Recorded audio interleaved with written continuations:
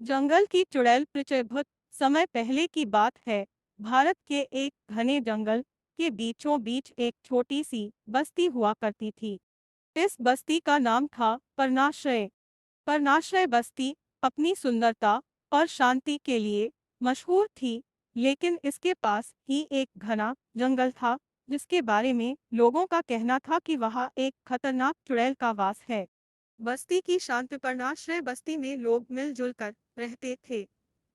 यहाँ के लोग खेती बाड़ी और पशुपालन से अपनी आजीविका चलाते थे। दिन भर मेहनत करने के बाद शाम को लोग अपने घरों में एकत्रित होते और कहानियों का आनंद लेते। बच्चों के खेलने की आवाजें, महिलाओं की चूड़ियों की खनक और बुजुर्गों की हंसी ठिठोली से बस्ती हमेशा जीवंत रहती थी। जंगल की दास्तान। बस्ती के आसपास के जंगल के बारे में लोगों की अनेक कहानियां थी। कहा जाता था कि उस जंगल में एक भयानक चुड़ैल रहती है, जिसने कई साल पहले एक जादूगर से अपनी शक्तियां प्राप्त की थी।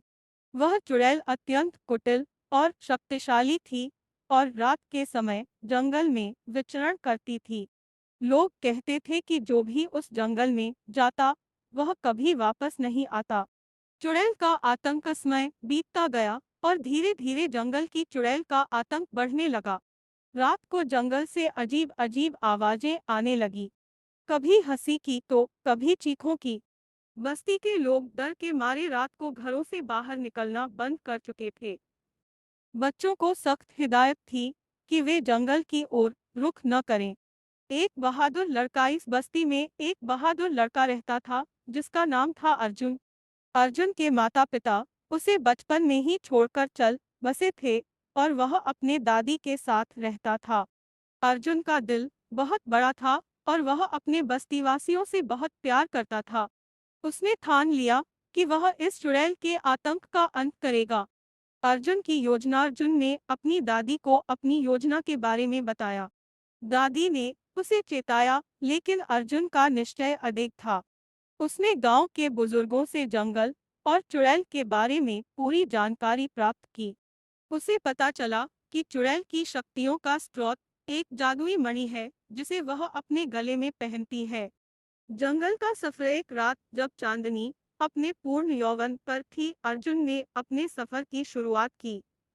उसने अपनी तलवार और मशाल ली और जंगल की ओर निकल पड़ा।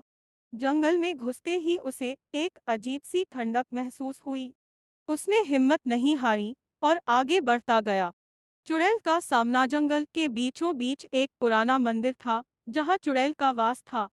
अर्जुन वहां पहुंचा तो उसने देखा कि चुड़ैल एक काले वस्त्र में लिपटी हुई थी और उसकी आंखें अंगारों की तरह चमक रही थी। अर्जुन ने अपनी तलवार निकाल ली और चुड़ैल से मुकाबला करने के लिए तैयार हो गया। जादुई मणि की खोज। चुड़ैल ने अर्जुन पर अपनी जादुई शक्तियों से हमला किया, लेकिन अर्जुन ने अपने साहस और धैर्य से सभी हमलों का सामना किया। उसने चुड़ैल के गले में लटकी जादुई मणि को देखा और समझ गया कि यही उसकी शक्तियों का स्रोत है। अर्जुन ने अपनी तलवार से चुड़ैल के गले पर वार किया और मणि को अपने कब्जे में कर लिया। चुड़ैल का अंत। जैसे ही मणि अर्जुन के हाथ में आई, चुड़ैल की शक्तियां खत्म हो गई और वह जमीन पर गिर पड़ी। उसकी आत्मा एक काले धुएं में बदलकर आसमान में विलीन हो गई। अर्जुन ने मणि को अपने पास रखा और बस्ती की ओर वापस चल पड़ा। बस्ती में खुशी। अर्जुन की बहादुरी ने बस्ती को चुड़ैल के आतंक से मुक्त कर दिया। बस्ती के लोग उसकी बहादुरी की कहानी सुनकर बहुत खुश हुए और उसका स्वागत किया।